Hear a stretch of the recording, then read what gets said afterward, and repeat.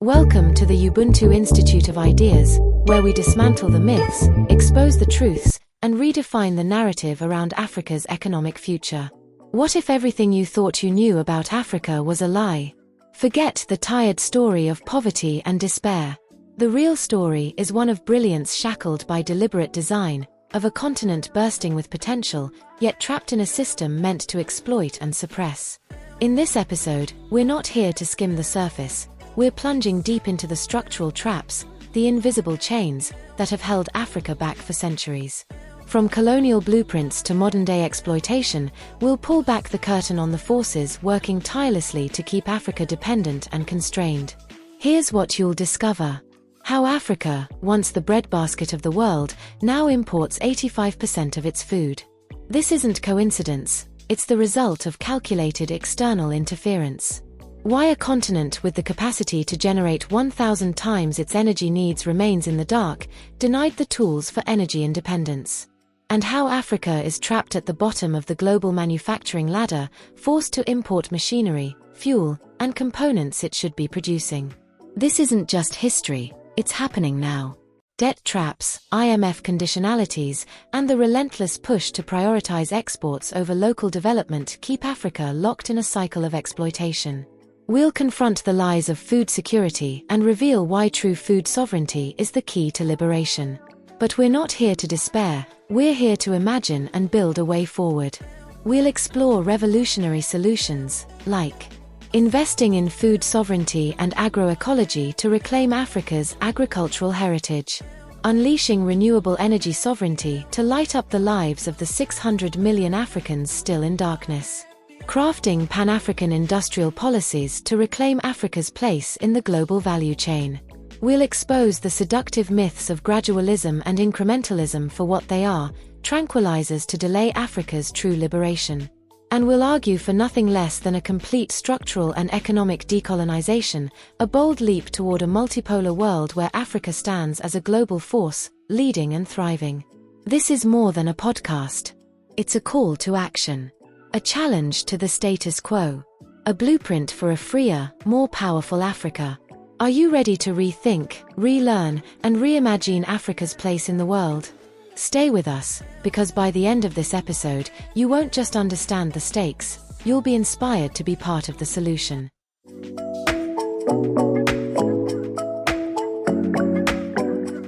Hey everyone, welcome back to the Deep Dive.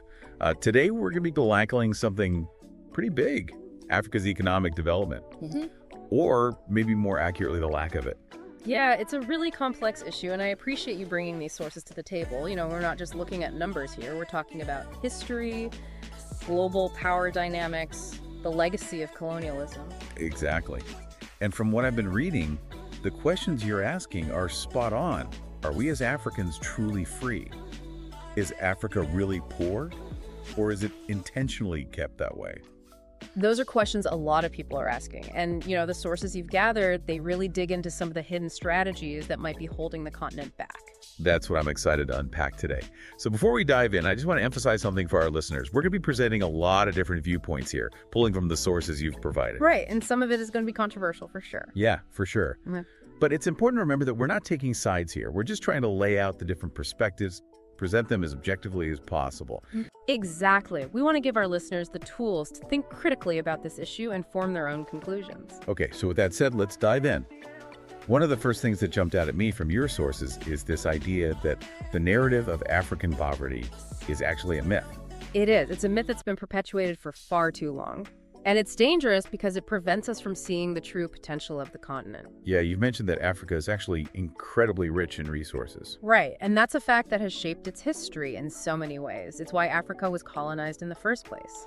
And it continues to shape global power structures even today. It's almost like the narrative of poverty is used to justify exploitation, to maintain the status quo. Exactly, and that's why it's so important to challenge this narrative, to understand that Africa is not inherently poor, but rather caught in a system that perpetuates underdevelopment. So how do we break out of that system? That's the big question. Well, that's where things get really interesting. And that's where those structural traps you mentioned come into play.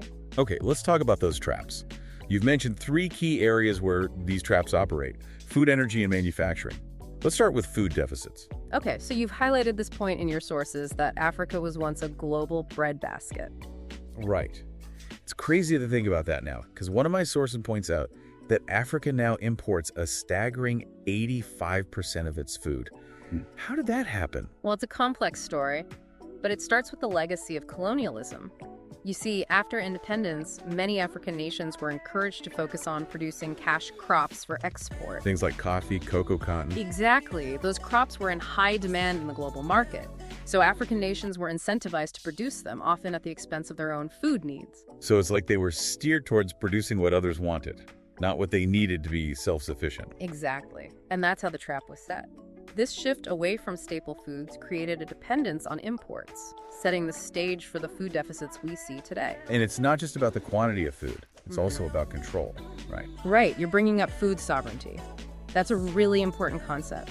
It's about nations having the right and the ability to define their own agricultural policies and to prioritize their own food needs. It's about breaking free from that dependence on external powers for something as essential as food. Exactly. And that's a stark contrast to simply aiming for food security. Which one of the sources points out is often defined by external powers and doesn't necessarily guarantee long-term sustainability or independence. Right. It's about more than just having enough food to survive. It's about having control over your own food system, your own destiny. And that's a powerful idea. One of the sources brought up a pretty jarring example to illustrate this. It mentioned the French Minister of Agriculture talking about ensuring French food sovereignty while discussing African food security. That's a very telling difference in perspective, isn't it? Yeah, it really highlights those power dynamics that we were talking about earlier. Exactly. And I think it exposes a system where African nations are kept just secure enough to avoid catastrophe, but not independent enough to truly control their own food destiny. Okay, so that's the food trap. What about the... Who wants to join? Hey, go for it. Wow, thank you very much for allowing me. I couldn't help but join in, but I was just wondering, are you suggesting that... Well, it's our pleasure. We're really glad you're here with us today and that you're finding the discussion interesting. Yeah, your input is really valuable. It keeps us on our toes. We're happy you chimed in. As I was saying, are you suggesting that the Western powers have systematically prevented Africa from having food sovereignty? That's a really insightful question, and yes, it's a major point that several of the sources we've been discussing raised. Okay, let's unpack this a bit more because that's at the heart of the issue. One source specifically calls it intentional design, and we've seen how policies were created, especially after African independence, that led to the food deficits we see today. Right, those policies encouraged cash crop production over local food production. Exactly, and that created a system of dependence rather than self-reliance. It's like the system was designed to prevent the continent from achieving food sovereignty, and it goes hand in hand with the energy and manufacturing traps, which we'll talk about in more detail. So these aren't isolated issues, they're interconnected, and they point to a systemic problem. Absolutely. It's about more than just individual choices or bad luck. It's about the structures put in place, often intentionally, that have kept Africa from truly developing. Okay, so now that we've addressed your question, let's move on to the energy crap, which, as we were saying, has similar historical roots. Exactly. And what's fascinating is that a similar pattern seems to be emerging with renewable energy, which is really relevant today. Yeah, one source I read claims that Africa could generate 1,000 times its energy needs with renewables. I mean, that's mind-blowing. So why isn't that happening? Well, you've highlighted some of the reasons in your research.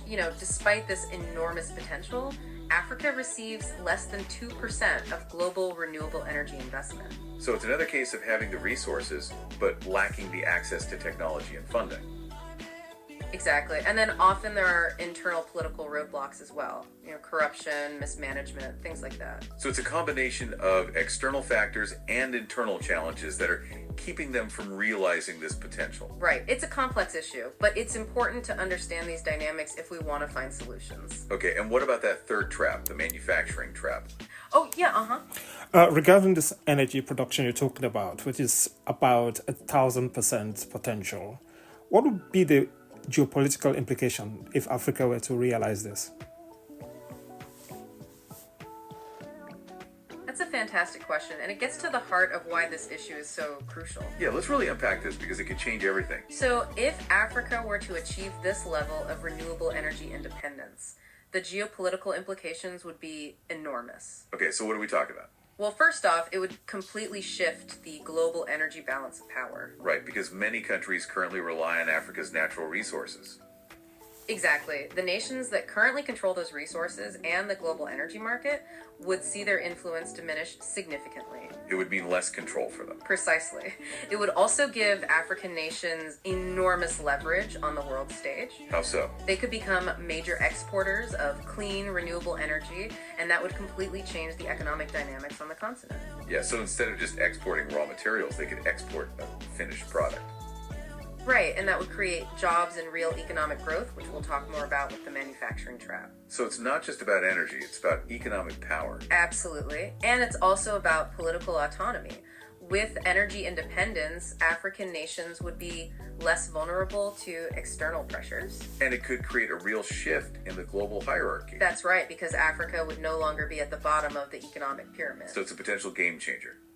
Without a doubt, that's why we're seeing this resistance to technology transfer. This potential is viewed as a threat by some. Okay, and this links to that manufacturing trap we were just about to get into. Exactly. Because manufacturing and energy is so intertwined, we need to consider them both. Okay, so let's talk about that third trap, manufacturing.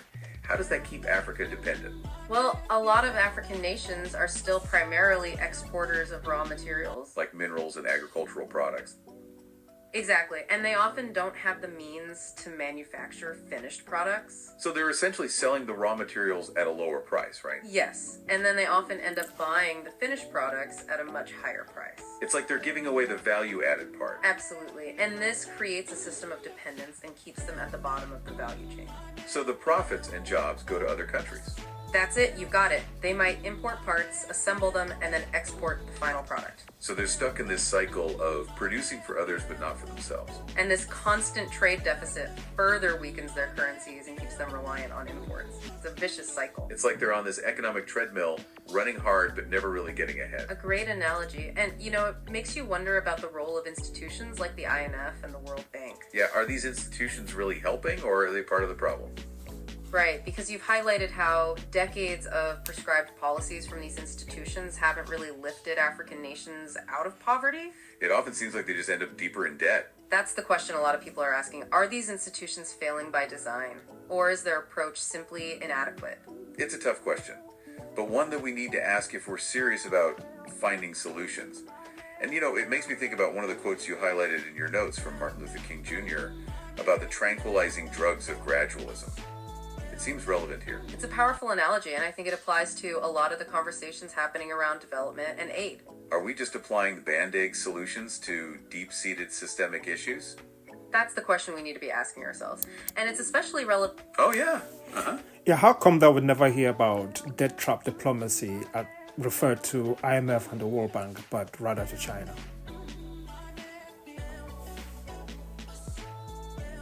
That's a really interesting point you bring up, and it's something worth exploring. Yeah, it's true that we often hear a lot about so-called debt trap diplomacy in relation to China. But as you point out, the sources we've been looking at today really emphasize the role of the IMF and the World Bank in creating economic traps. And what's fascinating here is that one source calls these traps intentional. Right. It's not just that these institutions are failing, it's that they might actually be designed to keep African nations in a state of dependence. So it raises an important question. Why is the focus so often on China when these other players have such a long history of influence?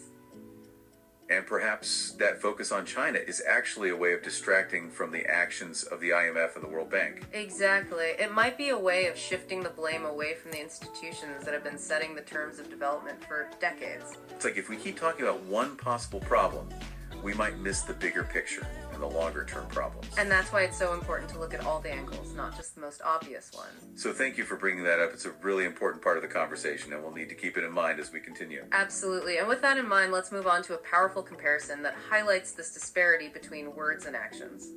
Ah, yes. You're referring to the comparison between the Marshall Plan and the current Climate Loss and Damage Fund, right? Exactly. That was a real eye-opener. Can you remind us of the specifics of that comparison? Sure. After World War II, the U.S. dedicated a huge chunk of its GDP to rebuild Europe through the Marshall Plan. A whopping 5% of its GDP, which is a massive commitment. Yeah, it really shows what is possible when there's the political will to address a huge problem. And how does that compare to the Climate Fund?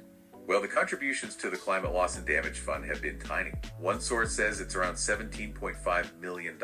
That's a drop in the bucket compared to the US GDP. It's almost insulting, isn't it? It is. And one source quotes Lumbadidaping, saying that amount won't even cover the coffins for those who die from climate change. That's a heartbreaking statement, and it really speaks to the disconnect between climate rhetoric and action. So where do we go from here? If these current approaches aren't working, what's the alternative? Well, that's where the sources get really interesting. They suggest a potentially game-changing idea, a bargain of the century.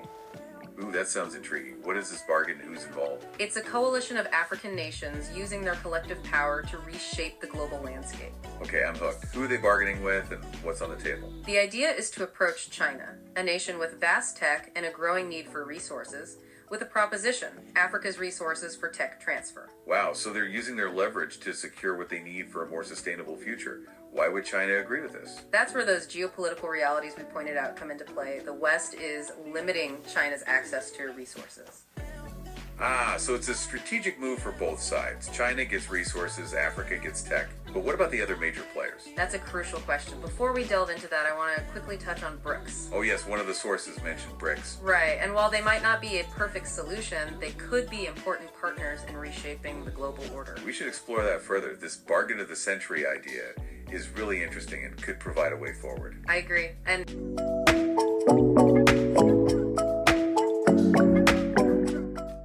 what is this bargain and who's involved? imagine a coalition of African nations coming together, leveraging their collective resources and bargaining power to strike a deal that could reshape the global landscape. Okay, I'm hooked. Who are they bargaining with and what's on the table? The idea is to approach China, a nation with vast technological prowess and a growing appetite for resources, with a compelling proposition: access to Africa's vast markets and resources in exchange for a massive transfer of renewable energy technology. Wow, so they're using their leverage to secure the tools they need to break free from dependence on fossil fuels. But why would China agree to this? What's in it for them? That's where those geopolitical realities you pointed out come into play. The West, as you noted, is increasingly trying to limit China's access to key resources and markets. This partnership with Africa offers China an alternative, a way to secure its economic future and expand its global influence. So it's a strategic move for both sides. China gets access to resources and a burgeoning market, while Africa gets the technology it needs to leapfrog into a more sustainable future. But what about the other major players like Europe and the US? How would they react to this new power dynamic? That's where things get really interesting. This partnership would disrupt the existing global hierarchy, forcing the traditional powers to reevaluate their relationships with Africa. They'd be compelled to offer better terms, potentially even technology transfers of their own, to avoid losing influence on the continent. So it's like a domino effect. That initial partnership with China triggers a chain reaction, forcing the global powers to engage with Africa on more equitable terms. But this bargain is about more than just technology transfer, isn't it? What about the deeper systemic issues we discussed? You're absolutely right. This bargain challenges the entire growth-obsessed model of development that has led to so many of the problems we've discussed. It forces a global conversation about degrowth resource management and circular economies. That's a paradigm shift. It's not just about Africa catching up, it's about creating a new model for development, one that's actually sustainable in the long term. But what about the institutions that are already in place, like the African Union? Can they play a role in making this vision a reality? That's where things get a bit more complex. The African Union, in its current form, faces significant limitations. You pointed out in your research that it's heavily reliant on external funding, which can compromise its ability to act independently and truly champion Africa's interests. So they're kind of caught in that same web of dependence, unable to fully advocate for what's best for Africa. Exactly. And you've also noted that some of the AU's initiatives, like the Matai Plan, have been criticized for prioritizing European needs over genuine African development. It's like they're trying to fit a square peg into a round hole, using a framework that's designed to maintain the existing power structures instead of challenging them. You've hit the nail on the head, and you even highlighted a particularly concerning example in your sources: green investments that primarily benefit European markets, like the green steel production in Mauritania. It's greenwashing at its finest. They get to pat themselves on the back for being environmentally conscious while continuing to exploit Africa's resources for their own benefit. It's a pattern that needs to be broken. The challenge is to create a new path forward, one that prioritizes Africa's needs and aspirations and fosters genuine, equitable development. That brings us to a really important question. What role can individual African nations play in making this vision a reality? If the AU is facing these limitations, where does the power to drive change lie? That's a great question and a perfect segue into part 2 of our deep dive. Stay tuned because we're going to explore the power of unity and the potential for individual nations to shape the future of Africa. So you're asking about individual African nations and this bargain of the century, right? It's a big question because, like we said, the African Union, it's not perfect. It has its limitations. Yeah, for sure. And it makes you wonder, where do these nations even begin? What are the first steps to making this happen? This vision, the big idea. Well, think about what we talked about, the vulnerabilities, food security, energy dependence, debt burdens, even internal security issues. Yeah, a lot to tackle. It is. But the bargain of the century, it relies on turning those weaknesses into strengths. But it has to be collective. Okay, so it's like strength in numbers. They support each other, and that way no one nation buckles under pressure from the outside. You got it. Imagine regionally managed food reserves, energy sharing agreements. We take those traps and we flip the script. So they become the foundation for cooperation and self-reliance. Exactly. Now let's talk tactics. When this coalition approaches China, it shouldn't be with a begging bowl. Right. It needs to be more like, okay, we're coming to the table. We have what you need. You have what we need. Let's make a deal. A joint venture. A partnership. That's the key. And that's where technology transfer becomes so crucial. So it's not just about buying finished products from China. It's about learning how to make those things themselves. Exactly. Solar panels, wind turbines, electric vehicle components, all made in Africa. Wow, that's a huge shift. But let's be real here. Why would China agree to this? They're already a manufacturing superpower. Now, this is where those geopolitical realities you mentioned come in. The West is trying to limit China's access. And this partnership with Africa, it's an alternative. An alternative to what? To relying on the West. They get a reliable partner, Resource. resources, a growing market, and they get around those Western restrictions. This is like a win-win for both sides. Exactly. And once that partnership is in place, it changes the game for everyone. Suddenly, Europe and the US, they can't afford to ignore Africa. They have to come to the table too. So it's like a domino effect. Exactly. They'll have to offer better terms, maybe even technology transfers of their own. To stay relevant on the continent. Exactly. And this bargain of the century, it goes beyond just technology. Right. We talked about those deeper issues, those systemic issues. Exactly. This partnership, if done right, it challenges the whole growth-obsessed model. The one that's led to so many problems. The climate crisis being one of them. Right. You mentioned degrowth earlier, and it's a radical idea. But can you explain it a bit more? How does it fit into this bargain? It's about shifting our priorities. Imagine an economy that values well-being and sustainability over constant expansion. So it's not about stopping progress. It's about redefining what progress means. Exactly. And this partnership with China, it could be a model for this new way of thinking. A way to break free from the unsustainable practices of the past. That's pretty amazing if you think about it. It's not just about Africa catching up. It's about leading the way towards a new model. A model for everyone. That's a powerful thought. Yeah. But we can't just focus on the external factors here, right? There are internal challenges too within these African nations. Absolutely. You're right. You've done your research.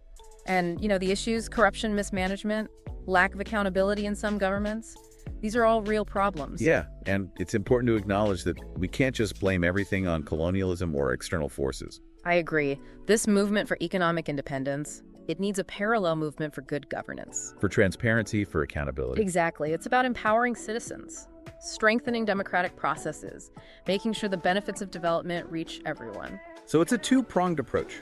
You break free from those external traps, and at the same time, you build strong institutions within. That's the key. It's a tall order. But imagine the possibilities. A truly independent and prosperous Africa, leading the way towards a more sustainable and equitable world. It's inspiring. It is, but we also need to be realistic. There will be challenges, obstacles, roadblocks. But it's not going to be easy. The forces that benefit from the status quo, they're going to resist this change.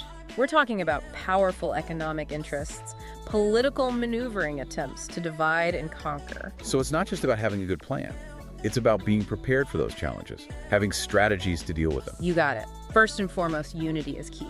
This coalition needs to be strong. Strong enough to withstand that pressure. Exactly. And that requires clear communication, transparency, a willingness to compromise. So they need to be able to work through their differences. without letting those differences fracture the coalition. And what about those external pressures, those attempts to divide and conquer? How do they deal with that? That's where strategic partnerships are so important. It's not just about China. They need to build relationships with other nations. Nations that align with their vision. Exactly. Creating a network of support on the global stage. Okay, so it's like a counterweight to those forces that want to maintain the old power You structure. got it. And they need to be smart about it. Leverage those relationships to their advantage. But we can't forget about internal resistance. Right, because even within those African nations, there are going to be people who benefit from the status quo. Absolutely. Corrupt officials, elites who profit from the current system, they're not going to give up their power easily. So how do you deal with that? It's about building a movement for change from the ground up, empowering citizens to hold their leaders accountable. To demand a more just and equitable system. Exactly. It's about education raising awareness, mobilizing citizens to demand a better future. So it's not just about negotiations at the top.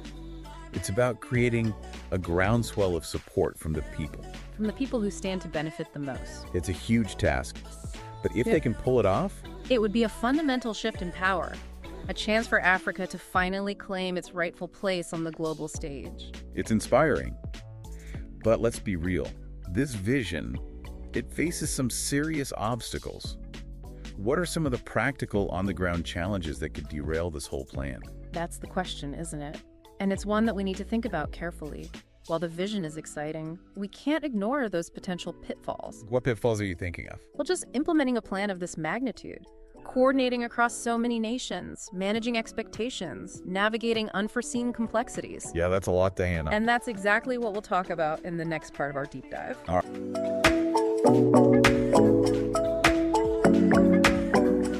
right, so we're back, and we're wrapping up our deep dive into this idea of Africa's bargain of the century. We've talked about the potential, the challenges, the vision, but now I think it's time for a reality check. What could go wrong? What are the downsides we need to consider? You're right. We need to be hopeful, but realistic. Large-scale transformations like this, they can have unintended consequences. Yeah, for sure. So let's play devil's advocate here. What are some of the things that keep you up at night when you think about this bargain? What are the potential downsides we haven't talked about yet? Well, one concern is new dependencies, even as we're trying to break free from old ones. So even though the goal is to empower African nations, they could end up trading one set of chains for another. How so? Well, think about technology transfer. It's a key part of this bargain. Yeah. But if it's not done carefully, African nations could find themselves reliant on China For what? for expertise, for maintenance, even for spare parts, for that new technology. So instead of becoming self-sufficient in renewable energy, they might just become dependent on China for its upkeep. That's the risk. And that's why the terms of that technology transfer need to be carefully negotiated. So it's not just about getting the hardware, the solar panels, the wind turbines. It's about making sure that they can actually maintain and operate those systems themselves. Exactly. It's about gaining the knowledge, the skills, the software, if you will. So it's about making sure that the transfer of knowledge is as robust as the transfer of technology. Right. It's about training African engineers, technicians, scientists, so they can take ownership of this new infrastructure Yeah. and really make it their own. But even with those safeguards in place, I still have some concerns. We often hear that renewable energy is a good thing, and I agree. But could this rapid expansion of renewables in Africa have unintended ecological consequences? It's a good question. And it's important to remember that renewable energy isn't completely impact-free. What do you mean? Well, the manufacturing of solar panels and wind turbines, it requires resources, and the installation of these systems can impact ecosystems. If it's not done carefully. Right. So it's not just about switching to a new energy source. It's about doing it in a way that minimizes the environmental footprint. So careful planning, environmental impact assessments. Yeah. Thinking about the long-term consequences. Exactly. And, it also brings up the social and cultural impacts. Yeah. Right, because we've talked a lot about the economic and environmental implications. But what about the people? Could this rapid transformation disrupt traditional ways of life? It's a possibility, and it's something that needs to be considered carefully. Rapid change, even if it's for the better in the long run, it can be disruptive. Yeah, it could create social unrest or even worsen existing inequalities. Right. So it's about making sure that this transition is just and equitable. That the benefits are shared. that no one is left behind. And that traditional cultures and values are respected. Okay, so we've talked about some of the potential downsides within Africa itself. But this bargain of the century, it could have ripple effects across the globe. How might this shift in power dynamics affect the existing world order? Now, that's a really interesting question, because this kind of partnership, it has the potential to reshape global alliances, shift trade patterns, even change the balance of power. So we're not just talking about a regional transformation. We're talking about a potential shakeup of the entire geopolitical landscape. Exactly. And it's hard to say exactly how things will play out, but one thing's for sure, the world is watching.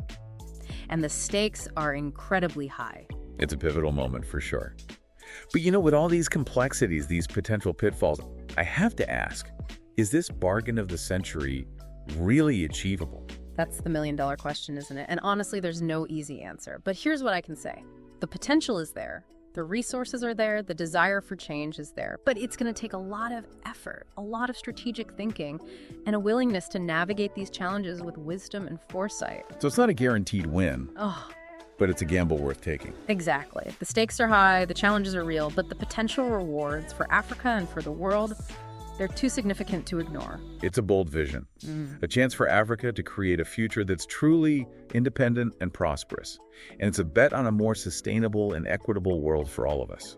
I think that's a pretty good place to wrap up our deep dive. I agree. This conversation has been incredibly insightful. The sources you brought to the table, the questions you've asked, it's been a real journey. It has. And to everyone listening, I hope this has sparked some new ideas and some new questions for you. Remember the power to create change. It's not just in the hands of leaders, it's in all of us. That's a great point. So stay curious, stay informed, and stay engaged. The future depends on it. Absolutely. And on that note, we'll see you next time for another deep dive.